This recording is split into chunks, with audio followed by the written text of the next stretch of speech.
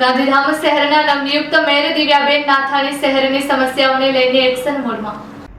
ગાંધીધામ શહેરના નવનિયુક્ત મેયર દિવ્યાબેન નાથાણી શહેરની સમસ્યાઓને લઈને એક્શન મોડમાં જોવા મળ્યા.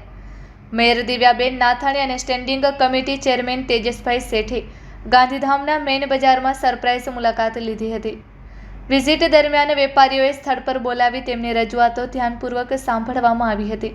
ખાસ કરીને વરસાદી નાણાંની કામગીરી અંગે વેપારીઓએ રજૂઆત કરવા મેયરે સંબંધિત અધિકારીઓને યુદ્ધના ધોરણે કામગીરી પૂર્ણ કરવા કડક સૂચનાઓ આપી હતી.